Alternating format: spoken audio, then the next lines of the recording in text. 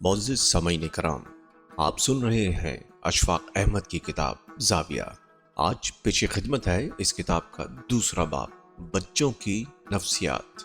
मैं हूं आपके साथ फैसल सईद ज़रग़ाब। अगर आपने अब तक इस चैनल को सब्सक्राइब नहीं किया तो खैर, चलिए बढ़ते हैं किताब की जानिब।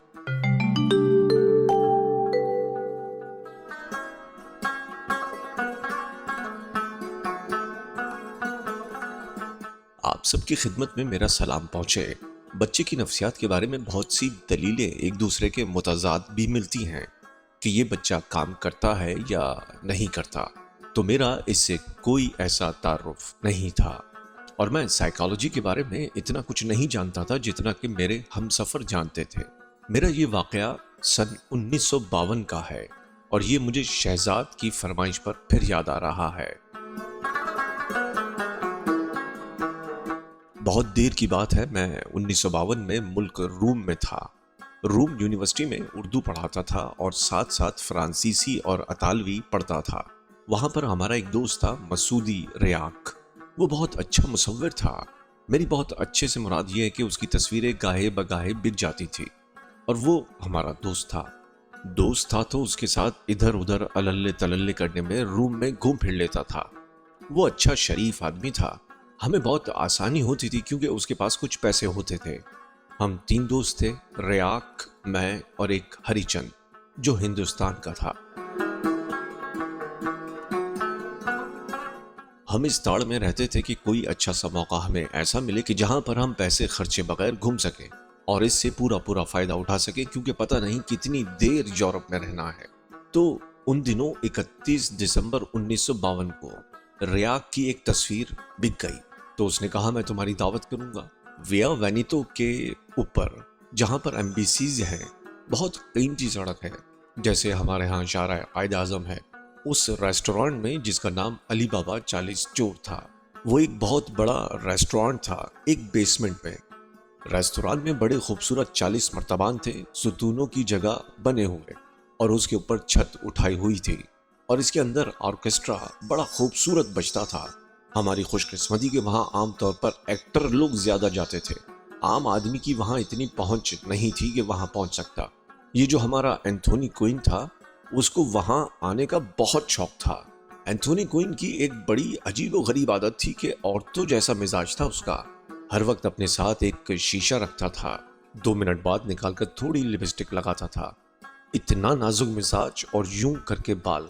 एंथोनी क्वीन से हम बहुत मुतासिर थे, वहाँ के लोग भी मुतासिर थे, और फिर इससे वहाँ मिलना हुआ। उन्हीं दिनों हमारे मशरकी पाकिस्तान के रबीउद्दीन वहाँ पर फिल्म डायरेक्शन की कुछ तालीम लेने आ गए। हमारी इवनिंग क्लासें होती थी, इसलिए उन्होंने कहा 6 महीने का कोर्स है, इसमें आपको पता चलेगा कि ड्रामा कैसे लिखा जाता है, लाइटिंग कैसे की जाती है। हमारे जो उस्ताद थे, प्रिंसिपल थे, एक्टर थे, वो थे विक्टोरिया डिसिका। इनकी एक बहुत मशहूर बाइसाइकिल थी, तो डेसिका साहब के सामने जानुए तलम्मुज़ तय किया। लेकिन हम डेसिका साहब से ना तो इतना डरते क्योंकि उनका मिजाज अच्छा न था, और ना उनसे इतना ज्यादा मुतासिर थे जितने उन एक्टरों से जिनका पैंतरा और तरह का था। तो एक दफा उन्होंने हमसे क्लास में सवाल पूछा, भाई बताओ कि सबसे ज्यादा मुश्किल रोल कौन सा है जो एक्टर कर सकता है। मुझे बात याद आ गई। हम सब ने हाथ खड़े किए। तकरीबन लड़के लड़कियों का मुश्तरका जवाब था, हैंचबैक ऑफ नॉस्ट्रेडम का है, बहुत मुश्किल रोल है। तो उस्ताद मोहतरम ने फरमाया, दुनिया में सबसे आसान रोल हैंचबैक ऑफ नॉस्ट्रेडम का है, क्योंकि टूटी हुई नाक, गंदी शक्ल, बदनसीब आदमी, सारी हमदर्दियां उसके साथ, वो रोल तो कोई भी आदमी कर सकता है, वो तो सबसे आसान है। हैंचबैक ऑफ नॉस्ट्रेडम अगर किसी ने किया है तो आप उसे बड़ा एक्टर न माने। मुश्किल तरीन रोल ये है कि आम घराने का एक आम बाप टोपी उतार के रखता है, छतरी पकड़कर रखता है, दफ्तर से आता है और फिर उसको अपना रोल करना है जो सबसे मुश्किल है। वो क्या करे, उसके पास कोई सहारा नहीं। ये बात दूसरी तरफ चली गई तो हम चले गए अली बाबा 40 चोर वाले रेस्टोरेंट में। 31 दिसंबर की रात میں تمہاری وہاں لگواؤں گا اور تم دیکھو گے کہ دن کس طرح طلوع ہوتا ہے اور سال کس طرح ختم ہوتا ہے. کیا کیا کچھ ہنگامہ ہوتا ہے. ہم بڑے خوش تھے. ہم وہاں چلے گئے تو جا کے جب دیکھا تو چھما چھم بینڈ باجے بج رہے تھے اور دنیا جہاں کے ایکٹر ایکٹریس آئے ہوئے تھے سارے تقریباً وہاں پر موجود تھے اور وہ بڑا اچھا زمانہ تھا جب پوسٹ واصل میں اٹلی کی بن رہی تھیں عمارتیں. جب وہاں گئے تو وہاں اسٹیج کے اوپر بلیک نیگرو تھے. اس زمانے میں بلیک ڈرمر کا بہت رواج تھا. اب نہیں رہا. بیٹ بہت پیاری تھی. ہر ایک کا ناچنے کو دل کر رہا تھا. اچانک ریاک اٹھا. ہم سمجھے شاید کوئی اپنی چیز ڈرنک کوئی سگریٹ لینے گیا ہے. جا کر ان سے ملا میوزک والوں سے. پھر لوٹ کر واپس آ گیا تو اچانک اعلان ہوا سینیورے سینیورے بناراچے.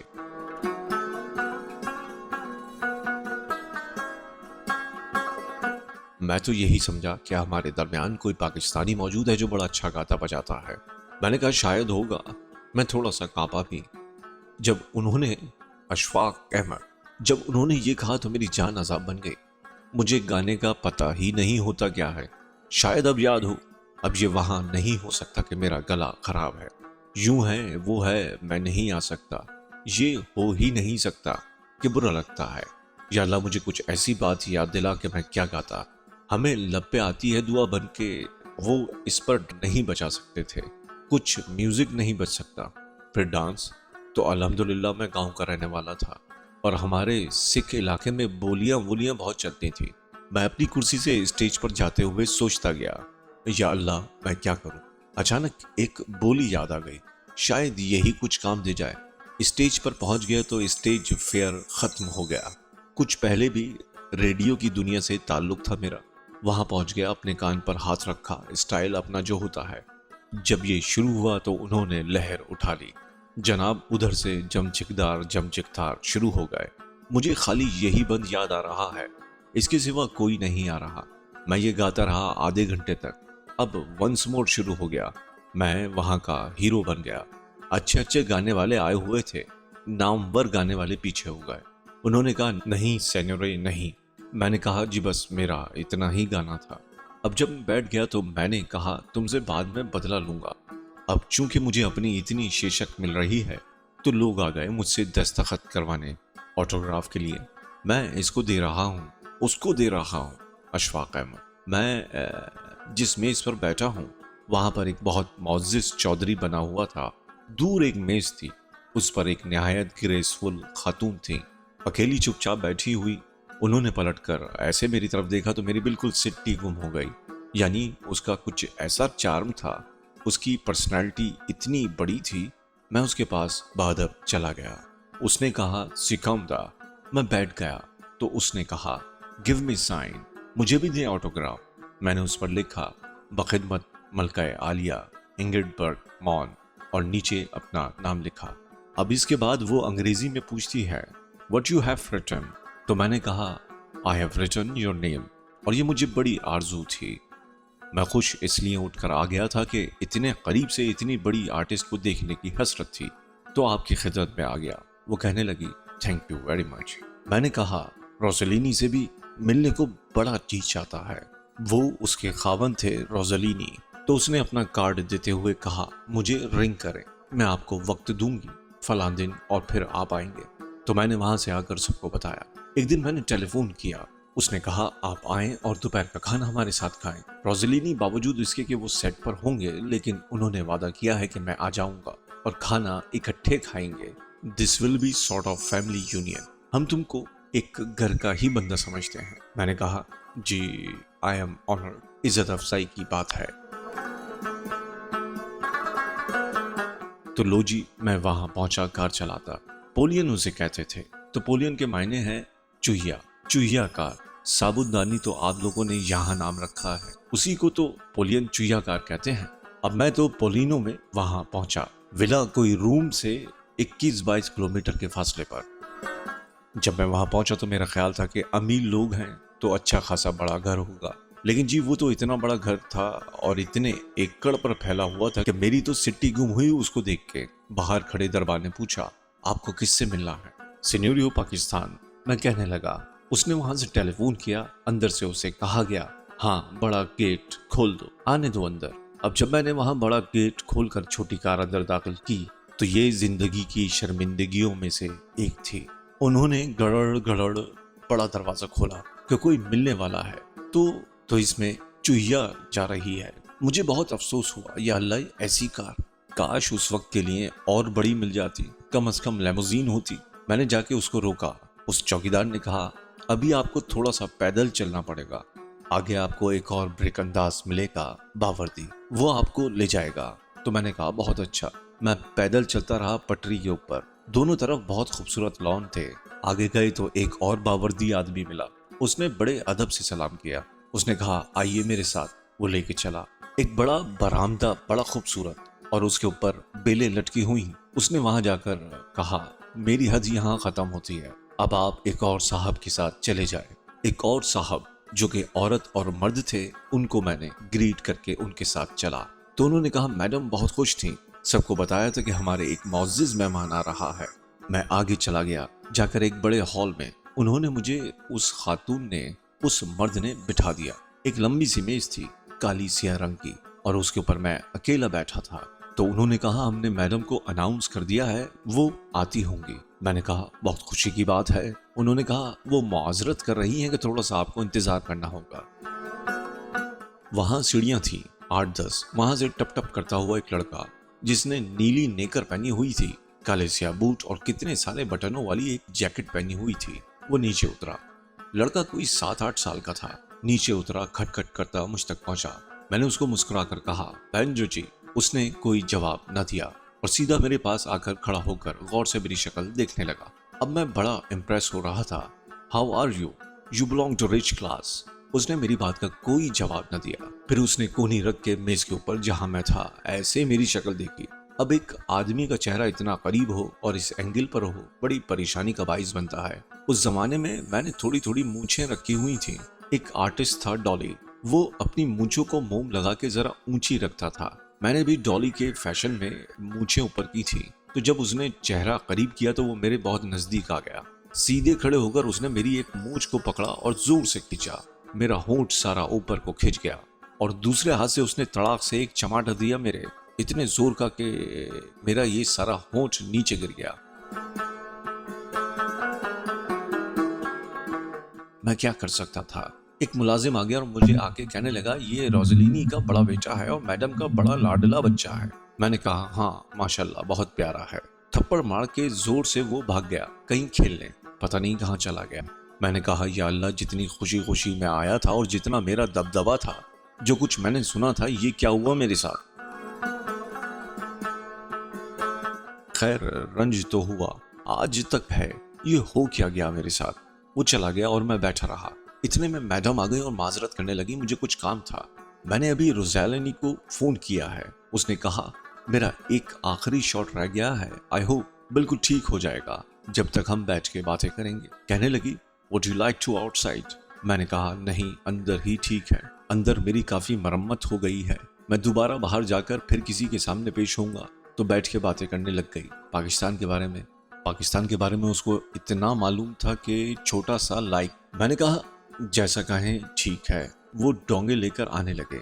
उनके मुलाजिम बावर्दी दस्ताने पहने हुए चीजें ला रहे हैं। मेरी जान पर बनी हुई थी कि वो छुरी कांटे से खाते थे और मुझे आज तक समझ नहीं आई कि कैसे खाना है। जब भी कभी वो आलू मेरे आगे भागता रहता है, पकड़ा नहीं जाता, नहीं आता तो मैं डरा हुआ। ऐसी जगह पर खास तौर पर बंदे को बड़ी परेशानी का सामना करना पड़ता है। चीजें आ गईं।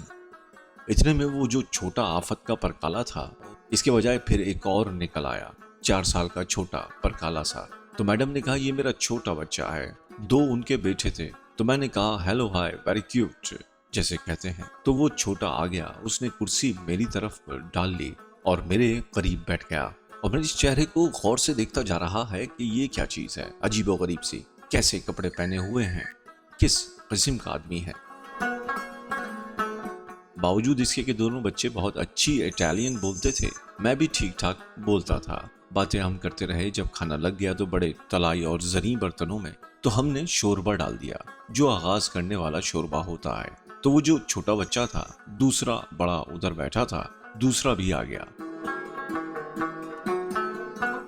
کھانا تو کھانا تھا نا صاحب. تو چھوٹے نے کیا کیا, وہ دہی کا ایک پیالہ اس کو لے میرے شوربے میں ڈال دیا اور چمچہ لے کر اس میں ہلا دیا اور اپنی چیز کچھ کھانے لگا. تو میں نے کہا کوئی بات نہیں, شوربے میں دہی پڑا ہے, اس میں کیا خرابی ہو سکتی ہے. تو میں نے ایک آدھ چمچ لیا تو میڈم نے کہا آئی ایم ویری سوری, بچے نے مس بہیو کیا آپ کے ساتھ. ہم بچوں کو ٹوکتے نہیں ہیں, ہم ان کو نفسیاتی طریقوں سے پال رہے ہیں, کیونکہ اگر بچوں کو ٹوکا جائے, ان کو منع کیا جائے تو ان کی شخصیت پر برا اثر پڑتا ہے. یہ نئی تحقیق آئی ہے, ہم سارے لوگ یورپ کی اس تحقیق پر چل رہے ہیں. ہمارے جیسے پڑھے لکھے والدین اس معاملے میں بہت ہی محتاط ہیں. ہم بچوں کو کچھ نہیں کہتے. ملازم سے کہا کہ یہ پلیٹ اٹھا دو, اس کی جگہ اس نے نئی لا کر رکھ دی. تو میں نے شوربہ ڈالا تو اس کے بڑے بیٹے نے کیچپ کی ساری بوتل پلیٹ میں انڈیل دی. تو میں نے کہا میں کھاتا نہیں ہوں, میں ذرا سی چکن اور آلو گول سے کٹے ہوئے وہ لے لیتا ہوں. وہ ڈال دیے تو وہ جو بڑا بیٹا تھا اس نے دیکھا کہ یہ بڑے شوق سے کھانے والا ہے. ابھی ایک نے والا لیا تھا کہ اس نے اپنا آلو چڑھایا پورک کے اوپر اور یوں تلکا کہ ٹھک کر کے جیسے غلیل نہیں ہوتی میری ناک کے اوپر. میں بہت اچھے کپڑے پہن کے گیا تھا, ٹھنا ٹھن مرچیں ڈال کے آلو وہ گیا. اس نے کہا پھر معذرت چاہتی ہوں, اگر ہم ان کو کچھ کہیں گے, منع کریں گے تو ان کی شخصیت پر اثر پڑے گا. ہم نہیں چاہتے بچے کی شخصیت خراب ہو, یوں آگے چل کر وہ بہتر انسان بنتا ہے. تو میں نے کہا ہاں کوئی بات نہیں. پھر میں نے ہاتھ ایسے کیے جو آدمی پروٹیکشن کر سکتا ہے لیکن ہو نہیں سکی. ہاتھ ایسے کیا تو چھوٹے نے کھڑے ہو کر میرے پاؤں کے اوپر اپنا پاؤں بڑے زور سے مارا. اس کے نیچے لوہے کے وہ لگے ہوئے تھے نیلز. میری چیخ نکلی خوفناک قسم. میں نے سوچا کس لیے یہاں آ گیا, دفع کرو, لعنت بھیجو, یہ ایکٹروں کے گھر ہوتے ہیں. میں کہاں پھنس گیا. اتنے میں روزلینی کا ٹیلیفون آ گیا تو ملازم نے آ کر اعلان کیا. اس نے کپڑا رکھا, ٹک ٹک کرتی اوپر چلی گئی. اب میں اس کی طرف دیکھ رہا ہوں, اوپر جا رہی ہے کہ اب جا کے ٹیلی فون سننے لگ گئی ہے. جب وہ ٹیلی فون سن رہی ہوگی, بچے دونوں طاق میں بیٹھے تھے. میں نے گالی دی کہ سور, میں تیرا گاٹا اتار دوں گا کتے. اس بیچارے نے کبھی گالی نہیں سنی تھی. اتنی گندی گالیاں جتنی مجھے آئی تھی جو کہیں بھی نہیں آ سکتی تو وہ کانپ گیا. اس نے زندگی میں کبھی ایسا دیکھا نہیں تھا. وہ بیچارے ڈر گئے اور رنگ فق ہو گیا. میں نے کہا اگر تم نے آواز نکالی تو کوئی اٹالین نہیں, کوئی انگریزی نہیں, خالص پنجابی. جے تو پھر کیتا نا گل وٹ کے تھالی وچ رکھ دیا گا. اور اب چہرے سے پتہ چل گیا اور دہشت آ گئی ان پر. اتنے میں وہ اپنا فون سن کے واپس آ گئی اور انہوں نے کہا وہ پھر معذرت کر رہے ہیں, کوشش میں کر رہا ہوں, موقع مجھے اگر مل جائے تو جانے نہ دینا, جوائن ضرور کروں گا. میں نے کہا بڑی مہربانی. پھر وہ کھانا کھانے لگی اور وہ دونوں بچے بھی. ہم بھی کھاتے رہے. تو کھانے کے دوران جب ہم اختتام پر پہنچے تو میڈم نے کہا پروفیسر دیکھا آپ نے, اگر بچوں کو ڈانٹا نہ جائے تو شخصیت کیسی ہوتی ہے, پرسکون ہوتی ہے, کس شرافت سے کھانا کھا رہے ہیں. ہاں بالکل ٹھیک ہے, نفسیات کا اچھا اصول ہے. سائیکولوجسٹ کہتے ہیں چونکہ بچے میں ایگریشن ہوتا ہے تو وہ اس کو نکالنے کے لیے تکیہ لے کر ڈنڈے کے ساتھ ستون کے ساتھ باندھ کر بینچ مارو. کسی پر لکھ دو اماں جی, کسی پر لکھ دو ابا جی. اماں پر غصہ آئے تو اماں پر, اور ابا پر غصہ آئے تو ابا پر. ٹھا.